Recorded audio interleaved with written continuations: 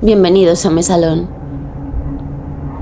Aquí donde el whisky es añejo y los secretos están deseando ser revelados, soy Madame Nexu y déjenme decirles que he visto más en esta vida que un buitre en un campo de batalla. Este canal es para la reina de corazones que habita en nosotras, la dama de la noche, pero antes que nada, yo soy una mujer que sabe cómo proteger lo suyo.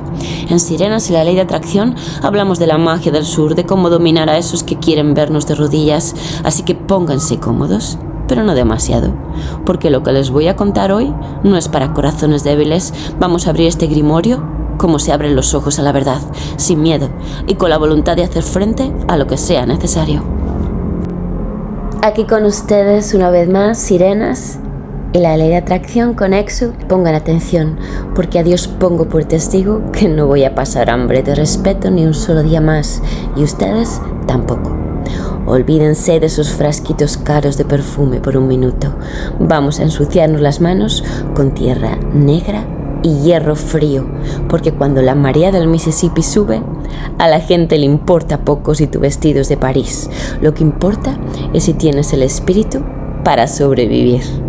Escuchen bien, porque esto es sabiduría del 1840.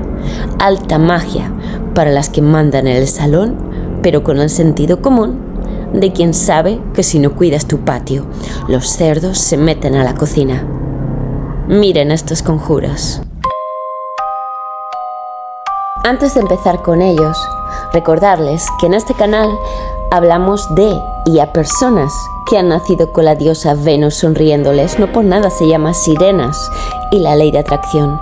Personas con encanto, muchas de las cuales les ha llevado años hacerse responsable de los estragos que ese encanto estaba causando en sus círculos sociales. Son personas que aman la belleza, la observan a diario y se ven reflejados en esas criaturas mitológicas que en los círculos místicos y de alta magia se consideran todavía una realidad de dimensiones más sutiles. En los vídeos dedicados a Magia del Sur se publicita la enseñanza de los conjuros más exitosos desde 1800. Baños de purificación, pociones de amor, endulzamiento, llave de amor y romance que viaja en el tiempo. Pero ¿qué sucedió exactamente a partir de 1840? En el mundo de lo oculto, el esoterismo y la magia práctica, porque en 1840 no fue un año de grandes batallas mágicas, sino un año de preparación y nacimiento. Fue el año en que se plantaron las semillas de lo que más tarde se conocería como el renacimiento de lo oculto en el siglo XIX. Aquí tienes los eventos más significativos desde una perspectiva mágica e histórica. Primero, el nacimiento de Eliphas Levi como autoridad. Aunque Alphonse Louis Constant, su nombre real, nació en 1810, fue alrededor de 1840 cuando comenzó su transición de seminarista católico a pensador radical y ocultista. ¿Por qué es importante? Él es quien años más tarde acuñaría el término ocultismo y popularizaría la imagen del Baphomet que conocemos hoy. En 1840 publicó su primer trabajo radical, la Biblia de la Libertad, lo que lo llevó a prisión y marcó su ruptura con la Iglesia, acercándolo definitivamente a la magia y a la cábala. Después tenemos el auge del mesmerismo y el hipnotismo. En 1840, el mesmerismo, el estudio del magnetismo animal, estaba en su punto máximo de popularidad en Estados Unidos y Europa. Conexión mágica. Esta práctica sentó las bases para el espiritismo, que estallaría unos años después. Los médiums de la época no hablaban con muertos todavía, sino que entraban en estados de trance magnético para realizar curaciones, una técnica que los magos modernos consideran precursora de la gnosis y el estado alterado de conciencia, lo que hoy podemos llamar visualizaciones para materializar, entre otras cosas. Tercero, Ralph Waldo Emerson y el trascendentalismo. En 1840, el movimiento trascendentalista en Massachusetts estaba en pleno apogeo. El impacto.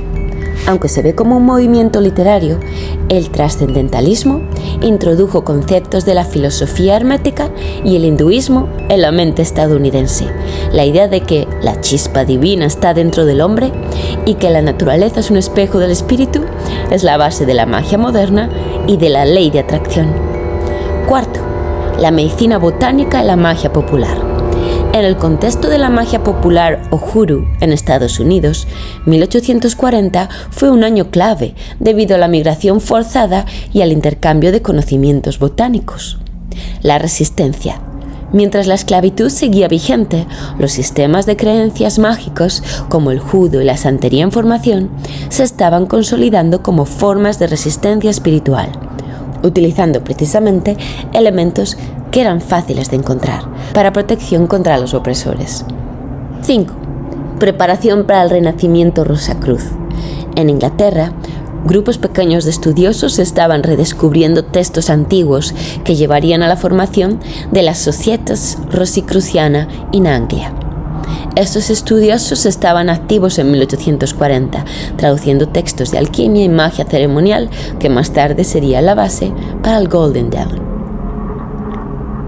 Resumiendo, la importancia mágica de 1840 es que la vieja magia de campo empezó a mezclarse con el nuevo misticismo intelectual. Y hoy, precisamente, quiero darles conjuros y quiero profundizar en el aspecto de guerra espiritual que conlleva el ejercicio de nuestro poder mágico. Porque para diseñar el mundo en el que el mago habita, llámese mago, llámese materializador, llámese bruja, debe ser capaz de ver los obstáculos plantados en su camino. La apertura del tercer ojo lleva a poder identificar si hubo alguien específico que los puso ahí y si entretener la idea de conservar a este alguien en nuestra vida es lo más lógico o sabio de cara al bienestar del mundo del mago y de todos los elementos que él ama en dicho hábitat. Yo les doy la bienvenida de nuevo al calor de nuestro hogar espiritual, donde el musgo cuelga como encaje antiguo y los secretos de 1840 fluyen como el río de Mississippi. Para aquellos bendecidos por la diosa Venus, la belleza es un don, pero también un faro que atrae las sombras de la envidia. Hoy vamos a nombrar a esos espíritus bajo los términos de la alta magia, el hoodoo y la sabiduría ancestral, porque en la guerra espiritual, nombrar al enemigo es el primer paso para desterrarlo. Primero, la filosofía del escudo inquebrantable. Cuando un hijo de Venus se niega a morder el anzuelo de la envidia, alcanza una conciencia superior. El hecho de que alguien te vea como competencia no significa que debas corresponder a esa energía. Tú ya habitas en su mente. A veces te antagonizan solo para poder vivir ellos en la tuya. Al negarte a participar, obligas al espíritu envidioso al autosabotaje. Un mago sabio sabe que no puede competir con quien le copia. Si ese es el caso, tú ya has ganado por derecho de origen. Como dicen los ancianos, el fruto bueno no puede sanar al podrido, pero el podrido sí contamina al sano. Recuerda la ley de la gravedad espiritual. Una pluma no puede aligerar una roca, pero una roca hundirá a la pluma. Si tus intenciones son de luz y el otro no responde, no permitas que su peso te arrastre al fondo del pantano. Estamos en el interior de una mansión en el barrio francés de Nueva Orleans. En los 1800, la luz de las velas de sebo lucha contra la humedad azulada del crepúsculo. Una madame vestida con seda de león, pero con amuletos de hueso y raíz ocultos en su corpiño, mira fijamente a la cámara de magia del sur. Bienvenidos buscadores a este rincón donde el incienso de la catedral se mezcla con el lodo de Mississippi. Soy su anfitriona. Hoy para nuestra serie Magia del Sur voy a abrirles mi grimorio personal. He caminado por las alfombras de terciopelo de las casas más ricas y he hundido mis pies en la tierra negra de los pantanos. Esto se llama canalización. Y la información viene de cualquier punto del espacio. La alta magia no entiende de clases, solo de voluntad. Como dijo el maestro Waldo Emerson, la naturaleza es un símbolo del espíritu. Si tu espíritu está blindado, ninguna intriga política, ningún viento de guerra internacional podrá doblegar tu destino. El Tratado de las Sombras. La taxonomía del enemigo. Escuchen bien, tanto los que visten de lino como los que visten de saco. El enemigo tiene muchos rostros, y aquí les doy sus nombres para que pierdan poder sobre ustedes. Hay muchos, como he dicho, vamos a nombrar unos pocos. El arquitecto del duelo imaginario. Vive en una competencia que tú no firmaste. El provocador de sombras se alimenta de tu ira. Si no reaccionas, se muere de hambre. El caminante inconstante, el que te abraza hoy y te vende mañana. La sanguijuela replicante no quiere ser como tú, quiere ser tú. El usurpador de caminos te desvía del éxito para entrar él por tu puerta. El lisiador de colmillos dulce, como esos famosos vampiros de la ciudad de Nueva Orleans, el que te da una mano para ponerte una cadena. El future faker te promete el sol para que le cargues la leña hoy, en promesa de un futuro que nunca llega.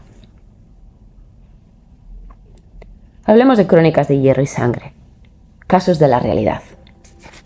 En estos tiempos, por allá en 1840, he visto el poder de lo invisible manifestarse en manos de valientes. En la alta sociedad recuerdo a Miss Isabella de Baltimore. Una rival tejía mentiras sobre su honor. Isabella usó el espejo en el lodo. Enterramos un cristal roto bajo la luna menguante.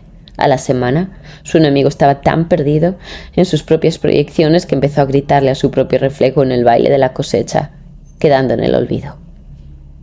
En la margen del pantano, el viejo Silas, un hombre libre, era acosado por un capataz mentiroso. Silas usó el ritual de la lengua de res. Cosió la lengua con seda negra y espinas de cactus. El capataz no volvió a pronunciar una calumnia. Su lengua se volvió pesada y su poder se evaporó como la niebla del Bayo. Sé que os dais cuenta de que estoy mencionando conjuros tradicionales de los trabajadores con la raíz y del judú. El tapabocas, los conjuros de congelar a alguien en el freezer. En el Capitolio, el senador Thurn caminaba entre espías usando el salmo de la invisibilidad. Se volvió un ojo transparente, como decía Emerson. Escuchaba los secretos de Estado mientras los traidores pasaban a su lado sin verlo, creyéndolo un fantasma. El grimorio de Spells, medicina para el alma. Tomen nota, hijos de la luz y la sombra. Así se defiende un santuario. Para los intrigantes y provocadores, ¿qué hacer contra ellos? El círculo de indiferencia. Mantengan la mente fresca. Si el mundo arde, ustedes sean el agua. No den pasto a la mula ajena. Raíz de John the Conqueror, Juan el Conquistador. Más que la raíz mientras el enemigo habla. Absorban su autoridad y devuélvale solo el silencio del sepulcro. Después, escupe la raíz al suelo. Para aquellos que son controladores y usureros, el frasco de vinagre. Ponga los pagarés o los nombres de quienes los asfixian con favores en vinagre con clavos oxidados, que su control se agríe hasta que les quemen las manos y tengan que soltarlos. La moneda de plata en la encrucijada. Para el Judas que te traicionó, el precio de su traición será el precio de su propia caída. La voz de mando, vibración de oro. Cuando entren en una reunión de alta tensión, sientan sus pies como raíces de sauce. No hablen con miedo, hablen con la certeza de que el universo conspira a su favor. La ley de atracción dicta que el respeto se atrae con la firmeza del hierro, no con la súplica. Punto del cierre del círculo. Hijos míos, el clima internacional puede ser tormentoso, tanto en el 1800 como ahora mismo, y las intrigas políticas pueden oscurecer el sol. Noticias verdaderas, noticias falsas, pero recuerden, ustedes son los dueños de su propia vibración. El éxito es el único crimen que el envidioso no perdona. Cométanlo a diario. Que el gran espíritu los cubra, que la sabiduría de los antiguos limpie su camino y que su luz sea tan brillante que ciegue a quien intente apagarlos. Para protegernos, debemos identificar los patrones de los devoradores de gracia. Aquí están sus verdaderos nombres. Es muy importante, voy a dar el nombre de 15 demonios que habitan en las personas que nos rodean. Una vez que aprendamos el nombre de estos demonios y podamos identificar quién está siendo el envase físico de estos demonios, podremos hacer algo al respecto. Primero tenemos a la serpiente de cascabel. Es la compañía más perjudicial. A diferencia del parásito, a la serpiente no le importa reciprocar, pero se alimenta de tu pasado y tus dolores. Usará tus vulnerabilidades para destrozarte desde adentro, buscando hacerte sentir miserable, espiritual y emocionalmente. es el agente puro de la envidia. Ahora mismo voy a solamente a nombrarlos. Después daré una explicación detallada de cada uno, pero me da la impresión de que con este nombre ya vas a saber reconocerlo. Segundo, el que ladra en el pantano. Ya sabes eso de perro ladrador, poco mordedor. Eso de que en tu grupo de conocidos los que te atacan son menos peligrosos que los que no te atacan, pero hacen cosas dañinas a tus espaldas. El ladrador del pantano, preocupado o preocupada por ser visto o vista y escuchado más que por ser excelente, su propia falta de consistencia será su ruina. Se sabotea solo antes de empezar. Después tenemos el provocador de sombras. Busca evocar respuestas negativas para validarse. Prosperan viéndote angustiado. Se les vence con el silencio sagrado. Y si tu espíritu es fuerte, con una respuesta de amor intencional que desmantele su estrategia de agitación. Después tenemos el usurpador de camino. El sustituto. Astuto y traicionero, te disuade de oportunidades alegando que no son para ti, solo para entrar por la puerta trasera y tomarlas él. Busca posicionarte en un estado de inferioridad sin remordimiento. Después tenemos al espíritu flotante. Sí, ya sabes, esas personas que carecen de identidad propia, que son muy maleables, que harían cualquier cosa menos llevarle la contraria a la mayoría. No conspirará directamente, pero se alineará con quien desee tu caída para mantener sus manos limpias. Te envidiará en silencio durante años, siendo una carga lista para traicionarte por puro aburrimiento. Después tenemos el capitalista de almas. Utiliza la técnica del acoso espiritual. Atormenta recordando traumas y errores pasados para aliciarte emocionalmente y mantenerte dependiente. Sí, es esa persona que podría escribir tu biografía, pero que muy convenientemente te recuerda todos tus errores del pasado. La mejor defensa es poner ante ellos una falsa debilidad que ya hayas sanado. Cuando intenten usarla, tu indiferencia les dejará atónitos. Después tenemos el caminante inconstante. Es un espíritu y un signo mutable. Lleva una máscara de apoyo, pero sus intenciones son opuestas a sus palabras.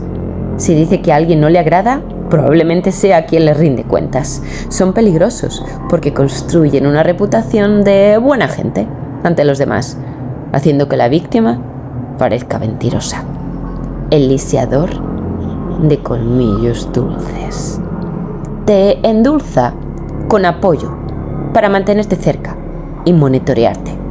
Te crea una codependencia, pagando tus deudas o desaconsejando que trabajes, solo para descartarte en tu momento más vulnerable. Es la serpiente que se enrosca simulando un abrazo cálido.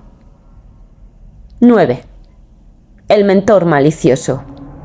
Ese profesor, ese superior, ese manager que te mantiene bajo su control para asegurar que nunca lo superes. Bloquea tu crecimiento hablando mal de ti en círculos de poder. Su apoyo es contingente a su necesidad de ser necesitado. Número 10. El espíritu de Saúl. ¿Recuerdas a Saúl, el de la Biblia? Solo se siente amenazado cuando dejas de darle atención o cuando tú brillas más. Sus emociones irracionales lo llevan a la desesperación y al autosabotaje. Evítalo cuando te suceda algo bueno. Después tenemos a la sanguijuela. No solo quiere lo que tienes, quiere ser tú. Imita tu cabello, imita tu voz, imita tu nueva ropa, imita hasta tu esencia. Su objetivo final es la sustitución metafórica, reemplazarte en tu propia vida después de agotar tus recursos. Y por último, aunque hay muchos más, vamos a comentar al arruina reputaciones. Usa la calumnia para manchar tu imagen social. Su meta es que supliques aprobación. Defensa, no te defiendas. Deja que el tiempo y tus aliados hablen por ti. Un guerrero gana honor en el silencio. La víctima solo recibe lástima.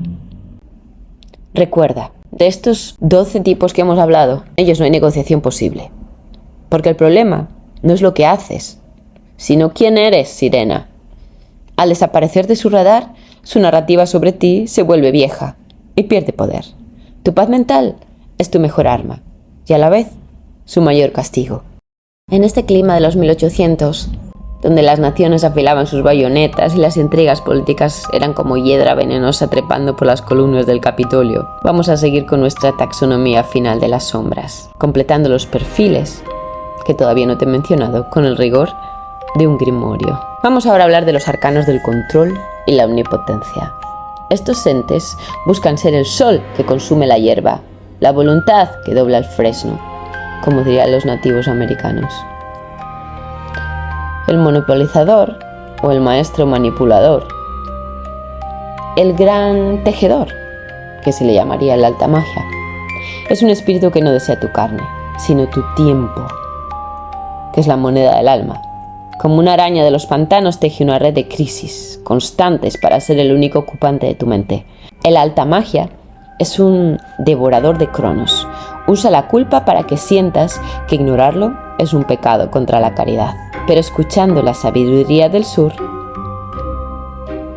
pensaríamos que un hombre que quema su propia cabaña solo para que tú cargues el agua no es un amigo, es una hoguera que nunca se apaga. Después tenemos al Salvador Siniestro, que para los nativos americanos la magia de la naturaleza sería algo así como el hombre medicina hueco, aquel que crea el veneno para venderte la cura. ¿Sabes? Esas personas que te hablan hasta que consiguen hacer un surco en tu autoestima para después ser ellos los que intenten consolarte. Provoca incendios en tu reputación o entorno solo para parecer como el único capaz de sofocarlos. Es la intriga política hecha carne. Divide para reinar. De acuerdo a Waldo Emerson, tu bondad debe tener filo. De lo contrario es nada. Si alguien siempre está ahí para salvarte del caos, que parece seguirlo, él es el caos. Ahora vamos al captor conversacional. En Juro se les llama el que roba el silencio, si consideramos el silencio algo sagrado, tal y como es. Domina la palabra para invalidar tu voz. En los salones de la diplomacia oscura, este ser usa el lenguaje como una cortina de humo. Te interrumpe, se apropia de tus ideas y las reformula para que parezcan suyas. Roba tu aliento de vida, que en magia se conoce como neuma. Vamos a pasar a una categoría distinta: las sombras de la corte y el campo de batalla. Son perfiles nacidos del éxito que otros no pueden procesar. Por una parte tenemos el adversario necio, aquel que te ataca por instinto, sin plan, como un animal herido por la luz de tu progreso. No herede sus batallas cuando sus propios errores le alcancen, y lo harán por la ley del retorno, una de las leyes universales. Debes practicar la disociación total. No seas el escudo del necio. No hace falta que le entiendas, que le comprendas o que le apoyes. Después está el vigilante del umbral, y lo comentamos el otro día en el vídeo de Penélope Glamour. El vigilante del umbral vive obsesionado con tus detalles, pregunta por tus finanzas, tus contactos y tus movimientos bajo el disfraz de interés genuino. Hay que aplicar con él la técnica del espejo. Ante su pregunta inquisitiva, devuelve el fuego. ¿Por qué te interesa tanto ese detalle de mi vida? Se lo preguntas de vuelta a él. Verás cómo la sombra retrocede ante la luz directa. Y después tenemos al deudor eterno, que en el cuento de Dickens sería como el fantasma de la Navidad pasada que viene a recordarte las deudas de cosas que hizo por ti hace mucho tiempo. Usa un favor de hace 10 inviernos como una hipoteca sobre tu destino actual.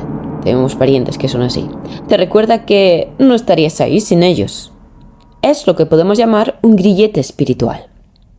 Salda la deuda con un agradecimiento formal. Si quieres, escribirle una carta muy florida, muy preciosa, hasta le pones un sello y una distancia definitiva.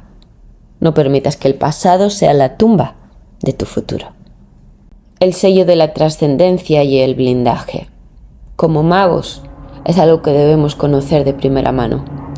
En estos tiempos de guerra de baja intensidad y venenos sutiles, y lo llamo así porque no tenemos que participar en guerras de por sí, como nuestros antepasados, en guerras civiles, Primera, Segunda Guerra Mundial, pero el mago debe oler a victoria y a resiliencia de cualquier forma, porque sí, debe enfrentar batallas espirituales. No permitas que el aroma del miedo se pegue a tus ropas.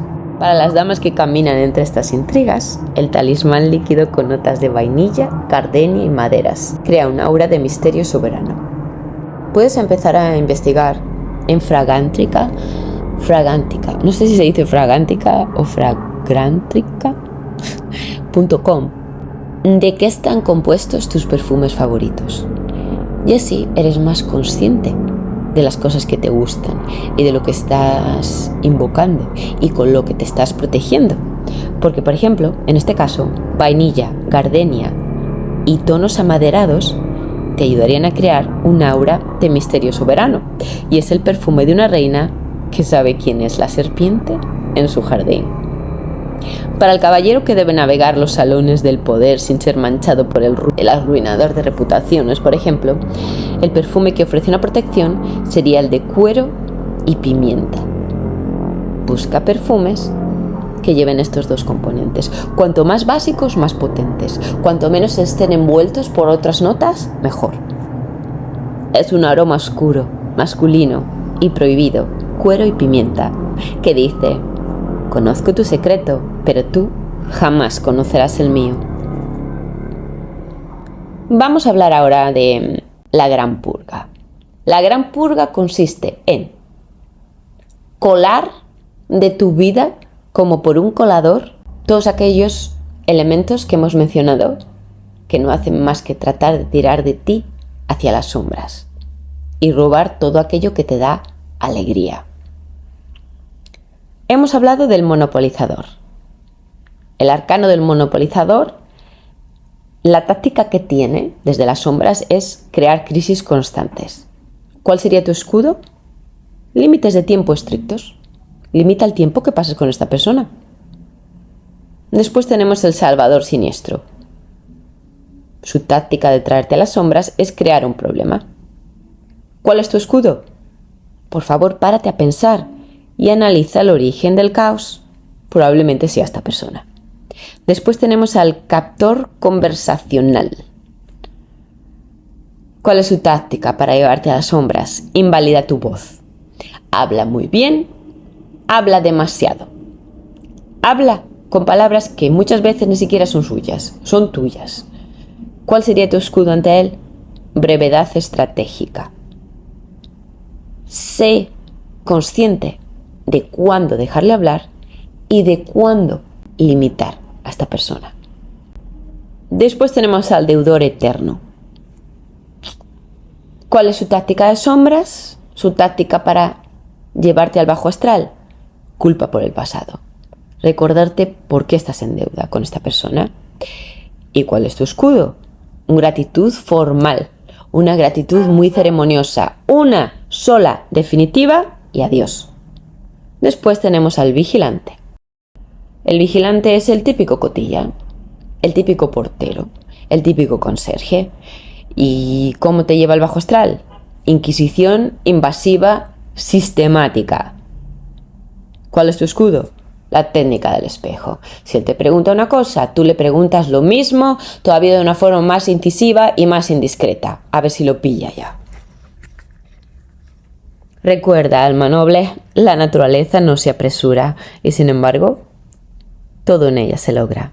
El éxito es el único crimen que estos entes no pueden perdonar. Que tu paz sea su desquicio y tu brillo su ceguera. Y así, mis tesoros, cerramos este capítulo de verdades duras y magia añeja. Recuerden mis palabras en Magia del Sur. Esta madame no llegó a donde está por ser una debutante asustadiza. No permitan que nadie les quite su paz.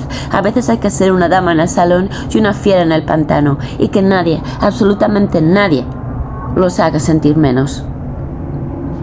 Nosotros sabemos que la vida en el sur enseñaría a cualquiera rápido que si no te defiendes te comen. Así que tomen estos conjuros, estas verdades, y úsenlas con sabiduría o con la astucia de un zorro en el gallinero si es necesario. Ahora vayan, mis cielos, y hagan que la ley de la atracción les traiga todo lo bueno, ¿no? Y que a los que viven en el bajo astral tan testarudamente y nos quieren arrastrar a él, que el enemigo se los lleve en su carreta hacia lugares donde no exista Walmart, ni los thrift stores. Oh, wow.